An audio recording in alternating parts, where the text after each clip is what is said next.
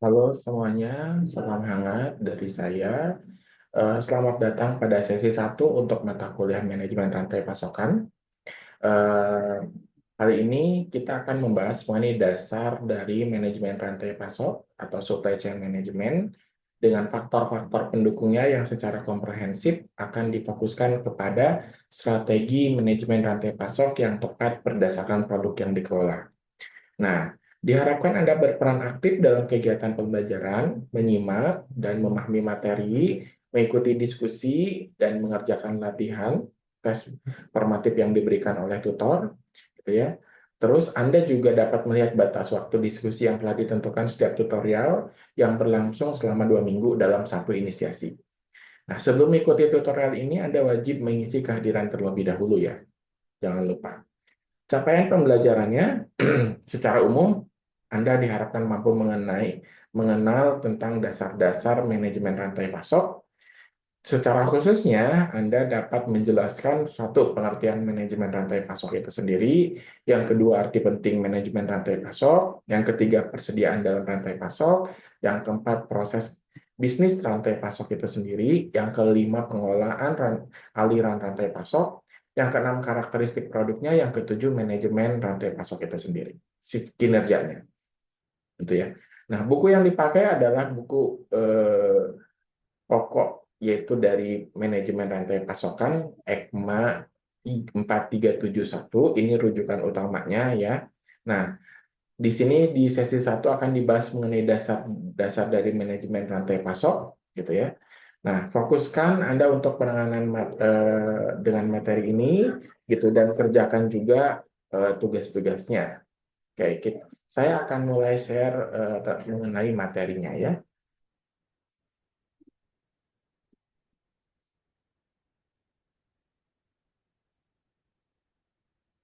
Materi.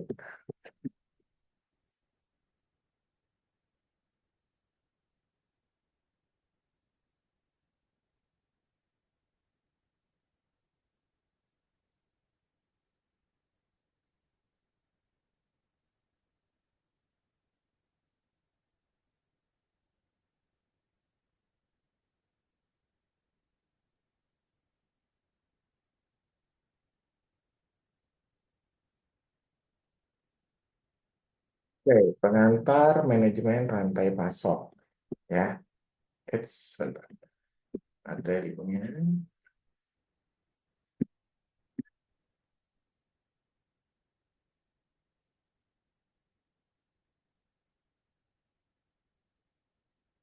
Oke. Manajemen rantai pasok di modul pertama ya untuk materi ini. Oke. Pengertiannya dari manajemen rantai pasok itu sendiri ya. Manajemen rantai pasok itu sendiri apa sih pengertiannya gitu ya. Jadi apabila Anda lihat dalam satu organisasi, satu pabrik manufaktur, rantai pasok itu ada fungsi-fungsinya gitu ya. Di mana dia menerima dan memenuhi permintaan konsumen. Fungsi tersebut meliputi pengembangan produk baru, pemasaran, operasi, distribusi, keuangan, dan layanan pelanggan. Nah, secara luas gitu ya, rantai pasok ini tidak hanya terdiri dari di pabrik manufaktur dan pemasok saja, tapi juga meliputi perusahaan penyedia transportasinya, gudang, retailer, bahkan ke konsumen itu sendiri. Gitu.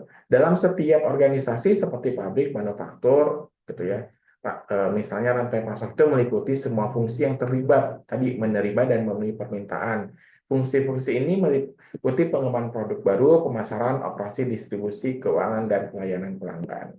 Gitu ya. Jadi kalau misalkan Anda lihat dari gambar rantai pasokan seperti ini, gitu ya, dari mulai eh, produk dan service flow ini aliran untuk produk dan jasanya dari kiri ke kanan. Kalau dari kebalikannya dari kanan ke kiri, ini terkait pengembaliannya gitu ya. Nah, ini keseluruhan ini disebut ini merupakan informasi integrasinya gitu ya, information planning and activity integration. Gitu. Di mana ada sisi ini gitu ya, sisi ini adalah dari supplier di mana material ini mengalir ya, ini adalah perusahaannya, dia materi mengalir ke perusahaan, di mana dalam untuk proses penyampaiannya sendiri ada intermediate-nya yaitu supplier, gitu ya. Biasanya intermediate supplier ini dipengaruhi oleh transportasi dan lain sebagainya, gitu ya. Jadi ini adalah prosesnya dari supplier ke perusahaan. Di dalam perusahaannya sendiri, gitu ya, nanti di sini masuk sebagai storage activities, yaitu aktivitas di gudang, gitu ya. Ketika bahan material masuk, nah, ketika ini diproses semuanya menjadi sebuah produk dan disampaikan ke customer, nah ini juga rantai pasokan juga, gitu ya, pasokan ke customer akhirnya di sini, gitu ya, di mana nanti yang memasarkannya atau yang menyampaikannya adalah distributor, wholesaler atau pihak ketiga lainnya. Jadi, manajemen rantai pasok dapat diartikan sebagai usaha mengkoordinasikan, mengintegrasikan gitu ya, sejumlah aktivitas terkait produk di dalam rantai pasok untuk meningkatkan efisiensi operasi, kualitas, dan layanan pelanggan agar dapat memperoleh keunggulan bersaing yang berkelanjutan bagi semua organisasi yang berkolaborasi. Tujuan dari manajemen ini adalah mencapai biaya yang minimum dan tingkat pelayanan yang maksimum, gitu ya. Nah, untuk membuat perusahaan dalam rantai pasok sendiri harus membuat keputusan individu dan bersama dalam 5 bidang menurut Hugos. Tuh, yang pertama ada produksi, gitu ya. Yang kedua ada persediaan, yang ketiga ada lokasi, yang keempat transportasi, yang kelima itu informasi. Nah, secara produksi, jadi maksudnya apa sih yang diinginkan pasar, berapa banyak yang harus diproduksi, nah itu harus diputuskan. Kedua, persediaan apa saja yang harus disimpan, gitu ya, dalam untuk rantai pasoknya, berapa banyak persediaannya, terus lokasi di mana untuk menyimpannya, seperti itu, transportasi, bagaimana pemindahannya, dan informasi adalah datanya yang harus dikumpulkan, seperti apa, yang dibagikannya seperti bagaimana. Persediaan gitu ya, karena kita dalam rantai pasok gitu ya, kita pasti bergelut dalam hal persediaan, yaitu jenis barang yang disimpan di gudang. Nah, terdapat beberapa jenis persediaan gitu ya, dari mulai bentuknya bahan baku atau raw material, ada barang setengah jadi atau work in process product, atau barang komoditas itu commodity gitu ya, dan juga barang proyek gitu ya. Keberhasilan manajemen rantai pasok ini memerlukan dukungan dari sumber daya manusia, kepemimpinan, dan komitmennya, gitu ya, agar bisa berubah dan maksudnya berubah dari sebuah raw material menjadi produk, terus memahami sejauh mana perubahan yang diperlukan, gitu ya, dan menyetujui visi dan proses dari manajemen rantai pasok sendiri, serta perlu adanya komitmen dari SDM serta penguasa atau yang berwenang untuk mencapai tujuan yang telah ditetapkan. Nah, ini keempat hal ini yang membuat manajemen rantai pasok bisa berhasil. Nah, proses bisnisnya gitu ya, ada CRM di dalamnya. Gitu ya, dalam ini langkah pertama dalam mengidentifikasi pelanggan gitu ya. Customer service timnya membuat dan melaksanakan program-program bersama tujuannya untuk eh, apa biar mencapai terhadap pelanggannya itu sendiri gitu ya. Nah, ini tim customer service ini kemudian bekerja sama dengan pelanggan agar tahu bisa mengidentifikasi sumber-sumber variabilitas demand-nya. Jadi demand-nya itu dapat teridentifikasi. Nah, terakhir manajer harus mengevaluasi dan menganalisa pelayanan yang akan diberikan ke pelanggan tersebut. Jadi ada customer CRM, relationship management. Nah, ada juga customer service management.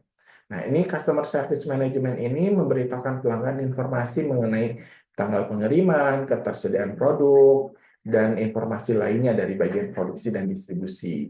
Jadi setelah layanan penjualan juga perlu tahu gitu ya.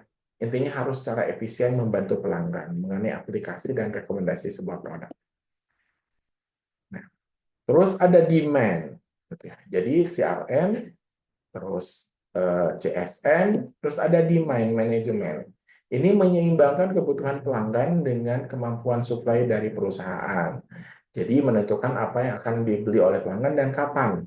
Nah, sistem manajemen permintaan yang baik menggunakan data point of sale biasanya, ya, yang telah diuraikan dari bagian logistik. Nah, data ini untuk mengurangi ketidakpastian dalam aliran yang efisien untuk melalui rantai pasok itu sendiri. Setelah ada demand, gitu ya, demand manajemen, ada juga customer demand fulfillment, yaitu pemenuhan eh, permintaan customer, gitu ya. Jadi agar efektif dan terintegrasi antara rencana kerja produk, distribusi dan transportasi, maka perlu adanya CDF ini, Customer Demand Fulfillment, gitu ya. Hubungannya dengan rekan kerja, yakni anggota primer, rantai pasok, dan anggota sekunder diperlukan untuk memenuhi kebutuhan pelanggan, mengurangi biaya telah kirim ke pelanggan, jadi agar efisien. Nah, salah satu rantainya juga adalah manufacturing flow management atau manufaktur, manajemen alur manufaktur, ya. Nah, kan biasanya kan perusahaan itu memproduksi barang lalu didistribusikan, gitu ya. Nah, untuk mencapai proses ini agar tepat waktu dan ukuran lotnya minimum, manajer harus fokus pada biaya-biaya atau perubahan yang rendah, termasuk merekayasa ulang proses perubahan dan desain produk, dan perhatian pada rangkaian produk yang akan disampaikan. Yang keenam ada proses procurement, gitu. Nah, ini dalam hal ini pemasok harus punya hubungan win-win relationship, akan mengubah sistem beli tradisional. Hubungan ini melibatkan pemasok sejak dari mulai desain produk sehingga dapat mengurangi siklus pengembangan produk serta meningkatkan koordinasi antara engineering, purchasing, supplier, gitu ya, di bagian akhir desain. Nah, untuk mempercepat transfer data, komunikasi, dan dapat dilakukan dengan menggunakan fasilitas tadi, ya. Yang ketujuh ada pengembangan produk dan komersialisasi. Jadi untuk mengurangi waktu masuknya produk ke pangsa pasar, pelanggan sama supplier harusnya dimasukkan ke dalam proses pengembangan produk, artinya harus dilibatkan. Jadi siklus ini untuk agar produk itu bisa lebih singkat, produknya juga tepat waktu, gitu ya, dan tepat, gitu, apa yang harus dikembangkannya, apa yang harus di launchingnya, gitu, agar perusahaan itu bisa bersaing. Yang terakhir ada retur, proses manajemen retur yang efektif menginginkan kita mengidentifikasi produktivitas, kesempatan memperbaiki dan merobos proyek-proyek agar dapat bersaing. Jadi kita harus ada returnya, ya, ada artian ketika memang tidak sesuai kita menyediakan retur seperti itu. Kinerja manajemen rantai pasok yang harus eh, ini dikaitkan biasanya dengan pengukuran kinerja keuangan dalam sebuah perusahaan. Hal-hal yang harus dipertimbangkan dalam pengelolaan rantai pasok seperti sasaran lingkup pasar atau market coverage-nya, ya, perilaku pembeliannya, buying behavior-nya, dan juga tipe distribusi, di mana tipe distribusi ini terbagi menjadi ada distribusi intensif, selektif, dan juga eksklusif, sorry. Tadi distribusi intensif, biasanya produk didistribusikan dijual sebanyak mungkin kalau intensif itu, ya, ke retailernya atau ke grocer. Kalau yang selektif dia pilih-pilih nih, gitu ya. Menjual produknya terbatas tapi tidak untuk tingkat yang eksklusif. Kalau eksklusif ini biasanya ke sebuah toko tunggal diberikan hak eksklusif untuk menjual produk pada daerah tertentu, gitu.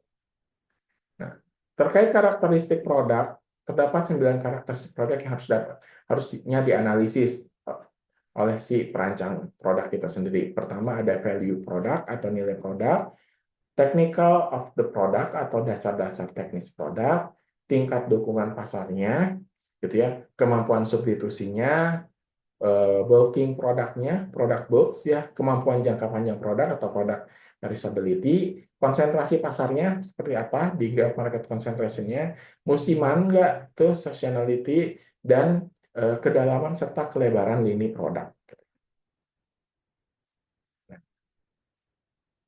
Kinerja manajemen rantai pasok. Tujuannya pengukuran kinerja yaitu untuk menciptakan proses penyampaian secara fisik biasanya agar lebih lancar, gitu ya. Terus melakukan streamlining information flow, yaitu aliran informasi tiap-tiap channelnya sama cash flow-nya. Ya. Pemain utama dalam rantai pasok ada supplier, gitu ya. Ada supplier manufaktur, ada juga supplier manufaktur distributor, ini bisa kalian baca ya. Terus ada supplier manufaktur distributor retail outlet chains 1, 2, 3, 4. Jadi gitu ya. Jadi kalau yang nomor satunya apa? Berarti supplier manufaktur distribution retail outlet. Ada juga yang pemainnya dari mulai supplier sampai ke customer. Jadi ini berurutannya gitu ya, seperti itu. Ini urutannya. Supplier, manufaktur, distributor, retail, customer. Ada supplier manufaktur, ada supplier manufaktur distributor, ada supplier manufaktur distributor retail, ada supplier manufaktur distributor retail dan customer. Ya.